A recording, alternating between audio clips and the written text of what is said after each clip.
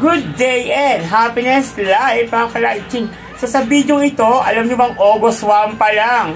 Naku guys, August 1 pa lang naghahanda na ako dahil pauwi ako ng August 30.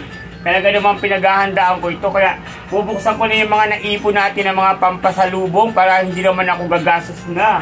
Dahil wala na tayong budget, naubos ko yung budget ko sa pagpapagawa ng bahay. Kung mayroon man akong budget today, yun yung panggastos ko lang pag uwi ko ng Pilipinas. So, right now, ito, mag-check tayo ng mga bagahe ko para at least kahit pa paano, ready na talaga tayo sa pag-uwi.